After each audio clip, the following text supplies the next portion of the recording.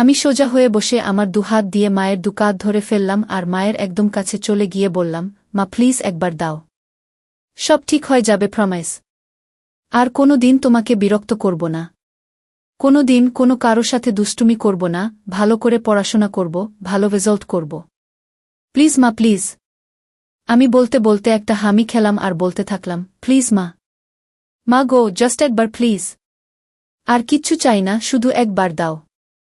আমি অভ্রনীল, পুরো নাম অভ্রনীল ঘোষ চৌধুরী, মা ভালোবেসে রুদ্র বলে ডাকে, বয়স 18 বছর, এবং এটা আমার গল্প, বা বলা যেতে পারে আমার এবং আমার মায়ের গল্প। এটা একটা সত্যি ঘটনা, তাই আমি চাই যে আমার দর্শকরা পূর্ণ সত্যিটার সাথে পরিচিত হোক। আমার প্রতিটা অনুভূতি, আমার রস আস্বাদনের তৃপ্তি, সবটাই যাতে আমার দর্শকরা অনুভব করতে পারে। আমার মায়ের সাথে আপনাদের পরিচয় করিয়ে দিই। আমার মায়ের নাম শ্রীমতী জয়শ্রী ঘোষ চৌধুরী, বয়স 38 বৎসর। গায়ের রং শ্যামলা, কিন্তু ভারী মিষ্টি চেহারা, এবং তার থেকেও বেশি মিষ্টি ওনার হাসিটা। মায়ের মনটা ভারী সরল, তবে বুদ্ধি তীক্ষ্ণ। কিন্তু যত বুদ্ধি সব বাইরের জগতের ক্ষেত্রে। আমার বেলায় মায়ের শুধু সরলতা আর ইমোশন কাজ করে। আমার বাবা অনির্বাণ ঘোষ চৌধুরী একজন লেক এজেন্ট এবং কিছু অন্যান্য ব্যবসা করে। মাও কর্মরত। সব মিলিয়ে সংসারে কোনো রকম কোনো অভাব নেই। আমি স্কুলে পড়ি, বর্তমানে ক্লাস 9। বাড়িতে আমরা 3 জন ও আমার ঠাকুমা থাকি। ঠাকুমার বয়স 80 বছর। উনি বেশিরভাগ সময় ওনার রুমেই থাকেন এবং ঈশ্বর আরাধনায় নিজেকে মগ্ন রাখেন। আমার মায়ের প্রতি কোনো রকম কোনো দৃষ্টি শুরুতে আমার ছিল না। ছোটবেলায় সব ছেলেরা যে চোখে নিজের মাকে দেখে, আমিও সেভাবেই দেখতাম। কিন্তু আমার একটা বৈশিষ্ট্য ছোটবেলার থেকেই ছিল, মোটামুটি 12 বছর বয়স থেকে, সেটা হচ্ছে নেক ফিহেস, বা মহিলাদের গলার প্রতি এক অদ্ভুত আকর্ষণ। আর আমার মায়ের প্রতি আমার সূত্রপাত ঘটে আমার এই ফিহেসের দ্বারা। আমি শুরুতে ফেটিশ কি জিনিস জানতাম না, শুধু দেখতাম যে মহিলাদের গলা দেখতে অথবা ছুতে আমার খুব ভালো লাগত। সে বয়সে মহিলা বলতে তো শুধুমাত্র স্কুলের শিক্ষিকারা। মায়ের দিকে শুরুতে সেই দৃষ্টি পড়েনি। তখন শুধু স্কুল শিক্ষিকাদের গলা নানা বাহানায় স্পর্শ করতাম এবং তাতেই তৃপ্তি পেতাম। আস্তে আস্তে বয়স বাড়ল। বয়সের সাথে সাথে আমার পিপাসাও বাড়ল। কিন্তু নেক ফেটিশটা বা মহিলা গলার প্রতি লোভটা কিন্তু আমার রয়ে গেল। যখন আমার বয়স 18, তখন হঠাৎ একদিন আমার দৃষ্টিতে মা ধরা দিল। তখন গরমের ছুটি চলছিল। আমি বাড়িতে, বাবা বাইরে কাজে গেছেন, ঠাকুমা নিজের রুমে নিজের মনে আছেন এবং মায়েরও কোনো কারণে অফিস ছুটি, তাই মা ও বাড়িতে। সেদিন অসম্ভব গরম পড়েছিল আর আমরা সবাই গরমে ঘেমে একাকার। আমি ড্রয়িং রুমে বসে টিভি দেখছিলাম আর মা রান্নাঘরে কাজে ব্যস্ত ছিল। আমার পিপাসা পাওয়াতে গেলাম রান্নাঘরে জল খেতে। রান্নাঘরে গিয়ে দেখি মা মাটিতে বসে সবজি কাটছে। রান্নার লোক সেদিন আসেনি। রান্নাঘরে ফ্যান না থাকার জন্য মায়ের একেবারে নাজেহাল অবস্থা। পুরো শরীর ঘামে একেবারে ভিজে গেছে। তখনও আমার মনে মায়ের প্রতি কোনো পাপ চিন্তা ছিল না। আমি নির্বিকার মনে জল খাবার জন্য মায়ের পেছনে রাখা শেলফ থেকে জালের বোতল নেবার জন্য মায়ের পাশ দিয়ে মায়ের পেছনে চলে গেলাম। জলের বোতল নিয়ে আমি জল খেতে খেতে সামনের দিকে, মানে মায়ের দিকে ঘুরলাম। মা আমার ঠিক সামনে বসে সবজি কাটছিল আর আমি একদম মায়ের পেছনে। আমাদের রান্নাঘরটা ছোট। মায়ের কাছাকাছি দাঁড়ানো সত্ত্বেও এর আগেই কোনোদিন কোনো পাপ চিন্তা আমার মনে আসেনি। কিন্তু সেদিন জল খেতে খেতে হঠাৎ কি মনে হলো, একবার নিচে মায়ের দিকে তাকালাম। দেখে আমি আর থাকতে পারলাম না, অনুভব করলাম আমার ওটা দাঁড়িয়ে পড়েছে। সেদিনই তখন জীবনে প্রথমবার আমার মনে আমার মাকে নিয়ে লোভ জন্মাল। আমি ভাবতে থাকলাম, আমি আমার স্কুল শিক্ষিকাদের ক্ষেত্রে যেরকম বাহানা দিয়ে ওনাদের স্পর্শ করতাম, সেরকম একটা বাহানা করতে থাকলাম মনে মনে। এক সময় আমি মাকে বলে উঠলাম, মা, মা বল কি হয়েছে? মা তোমার গলায় কি একটা আছে? মা আমার গলায়? আমার গলায় আবার কি থাকবে? না মা, তোমার গলায় কি একটা লেগে আছে। মা, কই, বলে মা নিজের হাত দিয়ে একটু নিজের গলাটা পরিষ্কার করার চেষ্টা করল। এদিকে আমি তো নিজেকে সামলাতে পারছিলাম না। আমি বললাম, হয়নি মা, এখনও লেগে আছে। মা নিজের ঘামে ভেজা গলা আর ঘাড় হাত দিয়ে মুছতে মুছতে বলল, এখনও আছে? কি লেগে আছে রে? আমি দূর থেকে বুঝতে পারছি না। আমাকে তোমার গলার কাছে গিয়ে দেখতে হবে। মনে হয় পিঁপড়ে বা এমনি নোংরা। আমি তোমার গলার কাছে এসে দেখব মা, কি লেগে আছে। মা, আচ্ছা থাক লেগে। আমার গলায় কি লেগে আছে না আছে তোকে দেখতে হবে না। তুই পড়তে বসগে, যা। শুধু পড়ায় ফাঁকি দেয়া। সকাল থেকে তো পড়তেই বসলি না। আমার মনটা খারাপ হয়ে গেল। ভাবছিলাম এই সুযোগটা হাতছাড়া হয়ে গেল বুঝি। কিছু একটা করতে হবে। আমি বললাম, হ্যাঁ যাচ্ছি পড়তে, কিন্তু তোমার গলায় ওটা লেগেই থাকবে? দেখতে কেমন একটা লাগছে। মা, কি এমন লেগে আছে রে? কি? এই বলে মা আবার নিজের দুহাত দিয়ে নিজের গলাটা ভালো করে ম্যাসেজ করার মতো ডোলে পরিষ্কার করার চেষ্টা করল। আমি, উহু, এখনো লেগে আছে, যায়নি। আসলে তোমার গলাটা ঘামে ভিজে আছে তো তাই বোধহয় যাচ্ছে না।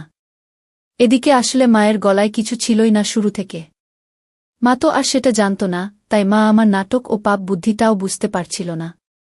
মা এবার খানিকটা বিরক্ত হয়েই বলল, দাঁড়া তো, আয়নায় গিয়ে দেখি। আমি ভাবলাম, যা সর্বনাশ! আয়নায় দেখলে তো মা বুঝে যাবে যে মায়ের গলাতে কিছু লেগে নেই আর আমার কার্যসিদ্ধি হবে না। সাথে সাথে আমি বলে উঠলাম, মা, আমি তোমার গলাটা পরিষ্কার করে দেব। তুমি আবার কেন উঠবে? মা, আচ্ছা ঠিক আছে দে, কিন্তু তাড়াতাড়ি করে পড়তে যা। কোনোরকম কোনো ফাঁকিবাজি না। আমি তো এই কথা শুনে মহা আনন্দে মনে মনে লাফাচ্ছি। আমি মায়ের একেবারে সামনে গিয়ে হাঁটু গেড়ে বসলাম। বললাম, দেখি মা, একটু গলাটা উঁচু করো, মানে একটু উপর দিকে তাকাও। মা আমার কথা মতন একটু মাথা উঁচু করল। আমার সামনে আমার মা তার গলাটা সমর্পণ করে দিল, ঠিক যেন একটি হরিণ নিজেকে একটি ক্ষুধার্ত সিংহের সামনে সমর্পণ করে দিচ্ছে। মায়ের গলায় কোনো তিল নেই, তবে দেখলাম মায়ের ডান ঘাড়ে একটা ছোট্ট বাদামি তিল আছে। গলার মাঝখান দিয়ে দুটো রেখা চলে গেছে পাশাপাশি, মানে দুটো গলার ভাঁজ আর কি। আমি কাপা কাপা হাতে মায়ের গলা স্পর্শ করলাম। প্রথমে আস্তে করে। ছুতেই অনুভব হলো যে মায়ের গলাটা কি নরম ও চামড়াটা কি মসৃণ। আমি আর থাকতে পারলাম না, আমার পুরো ডান হাত দিয়ে মায়ের গলাতে বোলাতে লাগলাম। এই সব কিছু কয়েক মিনিটের মধ্যে ঘটে গেল। মা বলল, কি রে হয়েছে? আমি, মা, আরেকটু মাথাটা উঁচু করো, তোমার গলার ভাঁজে আটকে গেছে। গলাটা পুরো স্ট্রেচ না হলে পরিষ্কার হচ্ছে না। এই শুনে মা নিজের মাথাটাকে আরও পেছন দিকে করার চেষ্টা করল। আমি মায়ের থুতনি ধরে আরেকটু উপর দিকে করে দিলাম, যাতে মায়ের গলাটা পুরোপুরি আমার সামনে মেলা থাকে। আমি তাকিয়ে একবার দেখে নিলাম যে মায়ের দৃষ্টি ওপরে ছাদের দিকে, মানে আমি সামনে। মায়ের গলা নিয়ে কি করছি মা দেখতে পারবে না। আমি বললাম, মা, আমি একটু তোমার গলার কাছে এসে ফু দিচ্ছি, যাতে তাড়াতাড়ি পরিষ্কার হয়ে যায়, ঠিক আছে? মা, আচ্ছা ঠিক আছে, যা করার তাড়াতাড়ি কর। আমার অনেক কাজ পড়ে আছে। আমি, হ্যাঁ মা, বলে একেবারে মায়ের গলার কাছে নিজের ঠোঁট নিয়ে গেলাম আর মৃদু ফু দিতে থাকলাম মায়ের সারা গলায়। একসময় থাকতে না পেরে মায়ের গলার একদম মাঝখানে একটা হালকা হামি দিয়ে ফেললাম। তারপর ভয় ভয় মায়ের দিকে তাকিয়ে দেখলাম একবার যে মা কিছু টের পেল কিনা। মা আমি কি করছি দেখতে না পেলেও আমার স্পর্শ তো অনুভব করতেই পারছিল। আমার ভয় হচ্ছিল যে মা নিজের গলায় আমার স্পর্শ অনুভব করে ফেলল কিনা, আমার হাতের স্পর্শ আর ঠোঁটের স্পর্শের মধ্যে তফাৎ ধরে ফেলল কিনা। কিন্তু দেখলাম যে না, মা কিছু বুঝতে পারেনি। আমারও সাহস বেড়ে গেল। মা হঠাৎ নিজের দুহাত দিয়ে আমাকে এক ঝাটকা দিয়ে দূরে ফেলে দিল। হঠাৎ ধাক্কা খেয়ে আমি পেছনে হেলে বসে পড়লাম ও নিজের সম্বিত ফিরে পেলাম। মায়ের দিকে তাকিয়ে দেখি মা গম্ভীর হয়ে নিজের আঁচল ঠিক করছে আর এক হাতে সবজি তুলছে। মা সঙ্গে সঙ্গে একটা হাত দিয়ে নিজের আঁচল নিয়ে নিজের গলাকে ভালো করে মুছে নিল। আমি খানিকটা ভয় পেয়ে বললাম, মা কি হলো? মা, কি হবে আবার? তুই পড়তে যা। আমি, না মানে তোমার গলা পরিষ্কার করছিলাম, তুমি হঠাৎ ধাক্কা দিলে। মা বড় বড় চোখে আমার দিকে তাকিয়ে একটু গম্ভীর হয়ে বলল, তোর পড়ায় ফাঁকি দেয়ার বাহানা কি আমি বুঝি না মনে করেছিস? সকাল থেকে এক লাইনও পারিসনি। যা পড়তে বস। আমি, কিন্তু তোমার গলাতে তো এখনো একটু লেগে আছে। মা, লেগে থাক আমার গলাতে যা খুশি। তোকে আমার গলার দিকে খেয়াল রাখতে হবে না। আমি একটু পরে স্নান করতে যাব, তখন এমনিতেই পরিষ্কার হয়ে যাবে। আমি একটু মনে মনে ভয় পেলাম। তাহলে কি মা বুঝে গেল আমার মনের পাপ? এই ভাবতে ভাবতে আমি আস্তে আস্তে মুখ নিচু করে চলে যেতে লাগলাম। তক্ষুনি মা আমার পেছন থেকে মিষ্টি গলায় বলে উঠল, কষ্ট পাসনে বাবা, আমি তো তোর ভালো জন্যই বলি। আমি বুঝি তোর বয়সে পড়তে ইচ্ছে না হওয়াটাই স্বাভাবিক, মন শুধু ফাঁকি দিতে চায়। কিন্তু বাবা, পড়াশোনা না করলে তো ভবিষ্যৎ অন্ধকার। আমার আর বুঝতে বাকি রইল না যে আমার অতীব সরল মা আমার মনের ভেতর কি পাপ চলছে তা একটুকুও বুঝতে পারেনি। আমি নিশ্চিন্ত হয়ে বললাম, মা সরি, তুমি চিন্তা করো না, আমি ভালো করে পড়াশোনা করব।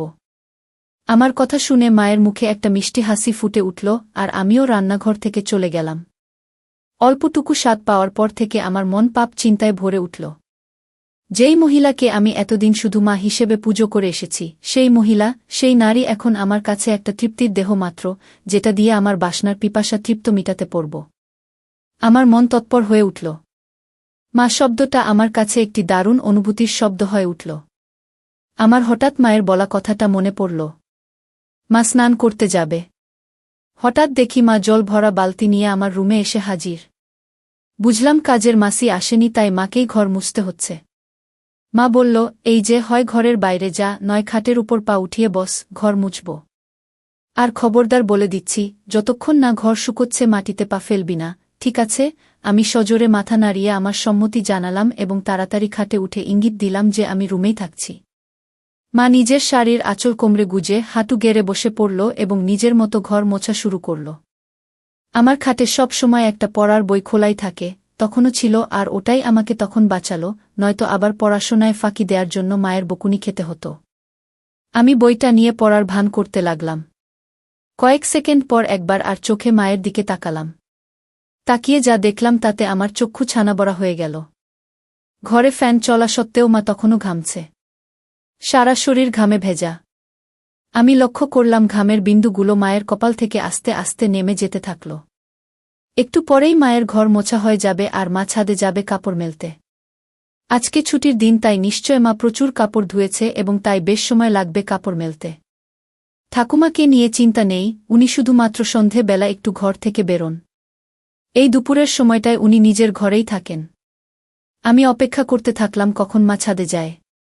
এক সময় মা হাঁক পারল, রুদ্র, আমি ছাদে যাচ্ছি, ঘরের দিকে নজর রাখিস। ঠাকুমা কানে শোনে না, তাই ঘর ফাঁকা হলে কাউকে ঘরের খেয়াল রাখতে হয়। যাই হোক, আমি যেই সুযোগের অপেক্ষায় ছিলাম সেটা পেয়ে গেলাম। আমার পকেট স্ক্রুড্রাইভার আর পকেট হাতুড়ি নিয়ে আমি চললাম মায়ের বেডরুমের দিকে। মায়ের বাথরুমের দরজাটাকে দুপাশ থেকেই ভালো করে পর্যবেক্ষণ করলাম। প্রথমবারে কোনো ফুটো পেলাম না। মনটা একটু খারাপ হলো। এই ভারী কাঠের দরজায় তো আর এই পলকা দিয়ে এত কম সময়ে নতুন করে ফুটো করা যাবে না। কিন্তু আমি আবার বিশ্বাস নিয়ে খোঁজ শুরু করলাম। অবশেষে দেখলাম যে দরজার ভেতর দিক থেকে একটা ছিদ্র শুরু হয়েছে, কিন্তু সেটা এখনও এপার ওপার হয়নি। আমি সঙ্গে সঙ্গে আমার হাতিয়ার দিয়ে ফুটোটাকে বড় এবং সম্পূর্ণ করতে লেগে গেলাম। সফল হওয়ার পর ফুটো দিয়ে দেখলাম যে পুরো বাথরুমের ভেতরটাই পরিষ্কার দেখা যাচ্ছে। আমি আনন্দে আত্মহারা হয়ে উঠলাম। আমি মায়ের বেডরুম থেকে যাওয়ার আগে ফুটোটাকে সাময়িকভাবে একটা ছোট্ট কাঠের টুকরো দিয়ে বন্ধ করে আসলাম, যাতে মায়ের সন্দেহ না হয়। এরপর অপেক্ষা করতে থাকলাম কখন মা স্নানে যায়। এক সময় মা ছাদ থেকে আসলো এবং আমি স্নানে গেলাম বলে সোজা বেডরুমে চলে গেল। মা নিজের বেডরুমের দরজা ভেতর থেকে বন্ধ করতে যাচ্ছিল, তখন আমি বিপদ দেখে বলে উঠলাম, মা, রুমের দরজা বন্ধ করো না, যদি আমার কিছু লাগে। মা, আমাদের রুমে আবার তোর কি কাজ? আমি, না মানে, দরকার তো পড়তেই পারে।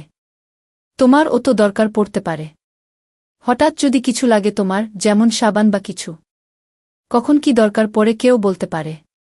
বাথরুমের দরজা তো আর খোলা রাখতে বলছি না, রুমের দরজাটাকে খোলা রাখতে বলছি। আমি খানিকটা ঠাট্টা করে বললাম। মা, হ্যাঁ ঠিক আছে, তোকে ও তো পাকামো করতে হবে না। খোলা রাখছি রুম। বাড়ির দিকে খেয়াল রাখিস। আমি গেলাম স্নানে। আচ্ছা মা। মা বাথরুমে ঢোকার 2 সেকেন্ডের মধ্যে আমি মায়ের রুমে ঢুকে একেবারে বাথরুমের দরজার সামনে চলে গেলাম। স্ক্রু ড্রাইভার দিয়ে খুঁচিয়ে দরজার ফুটোটার থেকে কাঠের টুকরোটা বের করতে আমার বেশি সময় লাগল না। আমার সামনে তখন আমার যত্নে তৈরি করা দরজার বড় ফুটোটা খোলা। আমার মনে হচ্ছিল যেন স্বর্গের জানালা কেউ খুলে দিয়েছে আমার চোখের সামনে। নিজেকে সামলাতে না পেরে আমি আস্তে আস্তে নিজের চোখটা ফুটোর দিকে নিয়ে গেলাম। মনে নানান ভাবনা চলছে। আমার হৃৎপিণ্ড এত জোরে লাফাচ্ছিল যেন শরীরের বাইরে বেরিয়ে আসবে। এত জোরে বুকের শব্দ হচ্ছিল যে ভয় হচ্ছিল মা না শুনতে পেয়ে যায়। ভাবছিলাম যে আজকে আমি যেটা দেখব এটা পৃথিবীর যে কোনো ছেলের জন্য নিষিদ্ধ। আমি বুঝলাম মা এখুনি বেরোবে বাথরুম থেকে। আমি সাথে সাথে ফোনের রেকর্ডিং স্টপ করলাম। দরজার ফুটোটাকে আবার কাঠের টুকরো দিয়ে যত্নে বন্ধ করে দিলাম ছুট নিজের ঘরের দিকে। নিজের ঘরে পৌঁছনো মাত্র শুনতে পেলাম মা বাথরুমে থেকে বেরিয়ে এসেছে। মনে মনে হাফ ছেড়ে বাঁচলাম। আমার মনে তখন পরম আনন্দ, যেন বিশ্ব জয় করে এসেছি। আমার মন ব্যাকুল হয়ে উঠল মাকে পাওয়ার জন্য। মনে মনে প্ল্যান ভাবতে থাকলাম, কিন্তু কোনো প্ল্যান মাথায় আসছিল না। এদিকে মায়ের অফিস শুরু হয়ে গেল। মাকে একা পাওয়ার সুযোগ হচ্ছিল না। আমার মন তরপাতে থাকল। দিনের পর দিন আমি মন মরা হয়ে যেতে থাকলাম। পড়ায় মন বসছিল না। টিউশন টিচারের কাছ থেকে আমার নামে নালিশও আসে মায়ের কাছে। মা আমাকে নিয়ে একদিন বাবার সাথে সন্ধে বেলা বসে জিজ্ঞেস করে কি হয়েছে আমার, বোঝায় ভালো করে পড়তে। কিন্তু আমি কি আর আসল কারণটা বলতে পারি, তাই চুপ করে বাবা মায়ের কথা শুনি এবং হজম করি। এভাবে বেশ কিছু দিন কেটে যায়, আমার মানসিক ও শারীরিক পরিস্থিতির উন্নতি হয় না। মা বাবাও হাল ছেড়ে দেয়, বোধহয় ভেবেছিল যে স্কুল খুললে রুটিন চলা শুরু হবে, তখন সব ঠিক হয়ে যাবে আমার। কিন্তু একমাত্র আমিই জানি আমার কিসে উন্নতি হবে। এভাবে প্রায় এক যায়। আমি আমার 15তম জন্মদিন পার করি। আমি আর নিজেকে শান্ত রাখতে পারতাম না। মাকে ধরার সময় নিয়ন্ত্রণ হারিয়ে মায়ের গলায় কামড়ে দিলাম। অমনি মা আমাকে ঠেলে সরিয়ে দিয়ে বলল, শর্ত রুদ্র, বেয়াদব কথাকার, আজকাল একটু বেশিই গায়ে পড়ছিস। আমার এসব ভালো লাগে না। গরমের মধ্যে গা ঘেঁষাঘেঁষি। আগে তো এরম করতিস না তুই। আমি কি যে বলো মা। কেন, আমি তো তোমাকে আদর করে আগেও ধরতাম। মাসে যাই হোক, হেফতে ওই হিন্দি আর ইংরেজি সিরিয়াল সিনেমা দেখে তোর এইসব ভীমরতি চেপেছে। আমাদের বাঙালিদের মধ্যে ছেলেরা বড় হয়ে গেলে মায়ের থেকে দূরে দূরে থাকে, এরম গা ঘেঁষাঘেঁষি করে না। আর তুই তো একটু বেশিই করিস। ধরার পর কি আমার গলায় ঘাড়ে কামড়ে দিস? এতে পরে আমার ব্যথা করে। দুবার তো দেখেছি কালসিটে পড়ে গেছে। এটা কি তোর নতুন কোনো দুষ্টুমি শুরু হয়েছে, নাকি আমার উপর রাগ করে আমার বকুনির প্রতিশোধ নিস তুই? আমি তো মায়ের কথা শুনে পাথরের মতন দাঁড়িয়ে ভয় পাচ্ছিলাম আর ভাবছিলাম যে মা তবে আমার মায়ের গলায় হামি দেয়া কামড়ানোটা টের পেয়েছে প্রতিবার। আর সেটাই তো স্বাভাবিক। আমিই বোকা, পাপের চোটে গান শূন্যর মতো ওভারকনফিডেন্ট হয়ে যাচ্ছিলাম আস্তে আস্তে। এখন কি হবে? আবার ভাবলাম, মা টের পেয়েছে ঠিকই, কিন্তু তার ছেলের আসল মতলবটা এখনও বুঝতে পারেনি। এটা ভাবামাত্র আমার মনে একটু সাহস আসল। আমি বললাম, কি যে বলো মা তুমি। এটাতে আমার আবার কি দুষ্টুমি? আমার সব বাঙালি বন্ধুরাও তো তাদের মাকে ভালোবেসে এভাবে ধরে। মা এবার একটু বিরক্ত হয়, বলল, সে কে কি করছে সেটা আমি জানি না। আমার এটা পছন্দ না, তাই তুই এটা করবি না, ব্যাস। বোঝা গেল। আমি মাথা নেড়ে আমার সম্মতি জানালাম। মা, আর বন্ধুদের থেকে এই সমস্ত বদ অভ্যেস না শিখে ভালো কিছুও তো শিখতে পারিস নাকি? আমি বুঝলাম কথা লাভ নেই। ব্যাপারটা খুব সিরিয়াস দিকে যায়নি, তাই এখানেই ইতি করতে হবে। আমি তাই আবার ঘাড় নিলে বললাম, হ্যাঁ মা, তুমি ঠিকই বলেছ। আমি তোমার কথা মতোই চলব। মা এটা শুনে নিজের রুমে চলে গেল, আর আমিও আমার রুমে হাত দিয়ে কাজ সেরে নিলাম। এর মধ্যে আবার একদিন মা ছুটি পেল এবং বাড়িতেই ছিল। বাবা ভাগ্যবশত কাজে বাইরে। আমার মনের শয়তান জেগে উঠল। মনে মনে ভাবলাম, আজকে যে করেই হোক মাকে পেতেই হবে। দুপুরে খাওয়া দাওয়া শেষ করে আমি আমার ঘরে আর মা নিজের ঘরে দুপুরের ঘুম দিতে চলে গেলাম। বিছানায় শুয়ে থাকলাম ঠিকই, কিন্তু ঘুম আর আসছে না। মায়ের ঘরে পৌঁছে আমি আস্তে করে বেডরুমের দরজা ফাঁক করে মায়ের রুমে ঢুকলাম। ঢুকে দেখি মা বিছানার একদম একধারে এসে দরজার দিকে পাশ ফিরে শুয়ে আছে। আমিও এবার নিশ্চিন্ত হয়ে মায়ের পাশে খাটের উপর বসলাম। মা বা দিকে কাত হয়ে শুয়েছিল। আমি এবার সাহস করে মায়ের গলার একদম কাছে চলে গেলাম। কিন্তু বিপদ ঘটল তারপরেই। মায়ের ঘুম সাথে সাথে ভেঙে গেল, আর মা আমাকে ধাক্কা মেরে ফেলে বিছানায় উঠে বসল। মা, কি রে বাবা, তুই কি করছিলিস আমার কাছে এসে? আমি আমতা করতে করতে বললাম, কই মা, কিছু না তো। মা একটু রেগে গিয়ে বলল, কিছু না তো মানে? রুদ্র, দেখ, ভালো চাস তো সত্যি কথা বল। কি করছিলি তুই আমার এত কাছে এসে? আমি কোথায় মা? না না, আমি কোথায় তোমার কাছে ছিলাম? আমি তো তোমার পাশে খাটে বসেছিলাম। আমার আসলে ঘুম আসছিল না, তাই তোমার সাথে গল্প করতে এসেছিলাম। এসে দেখি তুমি ঘুমোচ্ছ, তাই তোমার কাছে বিছানায় সবে একটু বসেছিলাম। ভাবলাম যদি তুমি একটু জেগে থাকো তাহলে আমার সাড়া পেয়ে উঠবে। কিন্তু আমার এত সুন্দর মসৃণ বানানো গল্প মায়ের একটুকুও বিশ্বাস হল না। মা জোরে বলে উঠল, মিথ্যে কথা বলিস না। তোর গরম নিঃশ্বাস আমি আমার ঘাড়ে অনুভব করেছি। বল, কি করছিলি তুই? আমি বললাম, মা, আমি তোমার কাছে কিছু লুকোব না। আমি তোমাকে খুব ভালোবাসি, কিন্তু আমি জানি না কেন আমার তোমার প্রতি একটা অদ্ভুত আসক্তি আছে। আমার কথা তখনও শেষও হয়নি, মা আমার গালে সপাটে এক থাপ্পড় মারল। আমি প্রায় মাথা ঘুরে বিছানায় লুটিয়ে পড়লাম। মা, তোর লজ্জা করছে না রুদ্র, তোর মাকে এগুলো কথা বলতে? আমি তোর মা। তোকে জন্ম দিয়েছি। মা মানে বুঝিস জানোয়ার? হায় ভগবান, এগুলো কথা তো আমি তোর বাবাকেও বলতে পারব না। তোর বাবা তো আর তোকে মারতে পারবে না, নিজেই হয়তো মরে যাবে। আমি কাঁদতে কাঁদতে বললাম, মা আমাকে ক্ষমা করে দাও, কিন্তু তোমাকে না পেলে আমার জীবন বৃথা। আমি জানি না কেন সব সময় শুধু তোমার কামনা আমার মন জুড়ে থাকে। আমার পড়ায় মন বসছে না, রেজাল্ট খারাপ হচ্ছে, এমনকি আমার শরীর ভালো নেই। তুমি তো সবই জানো মা। বিশ্বাস করো, আমি অনেক চেষ্টা করেছি, কিন্তু কিছুতেই তোমাকে পাওয়ার ইচ্ছেটাকে মন থেকে বের করতে পারিনি। আমি সাইকিয়াট্রিস্টের কাছেও গিয়েছি, কিন্তু তাদের কাছেও এর কোনো ট্রিটমেন্ট নেই। আমার অন্য কোনো মেয়েকে দেখলে এমন অনুভূতি হয় না যেমন তোমাকে দেখলে হয়। আমি কি করব বলো মা? মা, থাম রুদ্র, থাম। দোহাই তোকে, তুই চুপ কর। আমার কান আর নিতে পারছে না। আমি চুপ করে নিচের দিকে তাকিয়ে থাকলাম। খানিকক্ষণ পর মাকে একটু শান্ত দেখলাম। বলল, রুদ্র বাবা শোনো, এটা হয়তো একটা বয়সের প্রবলেম। তুই চেষ্টা কর, দেখবি সময়ের সাথে ঠিক হয়ে যাবে। আমি সাহস করে বললাম, না মা, আমার তোমার প্রতি বাসনা ততদিন কমবে না যতদিন না আমি তোমাকে পুরোপুরিভাবে পাব। মা, তুই একটু বড় হয় যা, তোকে তাড়াতাড়ি বিয়ে দিয়ে দেব। কেন এই বুড়ি মায়ের পেছনে পড়েছিস বাবা? আমার মনে হলো এইবার বোধহয় মায়ের মাতিসুল ভাব জেগে উঠেছে। যেটা চায় যে তার সন্তান সব সময় সুখে থাকে, ভালো থাক। আমি ভাবলাম আমাকে মায়ের এই মনের ভাবকে কাজে লাগাতেই হবে। এই আমার অন্তিম সুযোগ। আমি সাথে সাথে মায়ের পা ধরে বললাম, মা আমাকে একবার তোমার সাথে দাও। আমার আর এই জ্বালা সহ্য হচ্ছে না মা। মা প্লিজ। মা অল্প অল্প কাঁদতে কাঁদতে বলল, বাবা এ হয় না। আমি তোর জন্মদাত্রী মা। তুই এখন ছোট, তাই তুই কি চাইছিস সেটা বুঝতে পারছিস না। এটা হয় না বাবা, প্লিজ বোঝ। আমি খেয়াল করলাম যে মায়ের মুখে আর রাগের কোনো চিহ্ন নেই। মা পুরো ইমোশনাল হয়ে আছে। আমি মনে মনে ভাবলাম, এখনই খেলতে হবে। আমি সোজা হয়ে বসে আমার দুহাত দিয়ে মায়ের দুকাঁধ ধরে ফেললাম আর মায়ের একদম কাছে চলে গিয়ে বললাম, মা প্লিজ একবার দাও। সব ঠিক হয়ে যাবে, প্রমিস। আর কোনো দিন তোমাকে বিরক্ত করব না। কোনো দিন কোনো কারো সাথে দুষ্টুমি করব না, ভালো করে পড়াশোনা করব, ভালো রেজাল্ট করব। প্লিজ মা, প্লিজ। আমি বলতে বলতে একটা হামি খেলাম আর বলতে থাকলাম, প্লিজ মা। মা গো, জাস্ট একবার প্লিজ। আর কিচ্ছু চাই না, শুধু একবার দাও। মা হঠাৎ একটা চিৎকার করে উঠল। আমি ভয় পেয়ে মায়ের মুখ আমার হাত দিয়ে চেপে ধরলাম আর মাকে বিছানায় ফেলে মায়ের উপর চেপে বসলাম। মায়ের বোধহয় দম আটকে যাচ্ছিল, আমাকে ইশারা করে বলল যে হাত সরাতে। আমি আস্তে করে হাত সরালাম। দেখি মা কিছু বলছে না, শুধু চুপ করে ছাদের দিকে তাকিয়ে আছে। আমি মন্ত্রের মতো শুধু বলে যাচ্ছি, মা প্লিজ। এক সময় মা বলে উঠল, রুদ্র তুই কি কোনোভাবেই মানবি না? আমি, না মা। তোমাকে আমার চাই চাই। মা প্লিজ রাজি হয়ে যাও, প্লিজ। বোধহয় মা বুঝতে পেরেছিল যে আমি কিছুতেই মানবার পাত্র নই।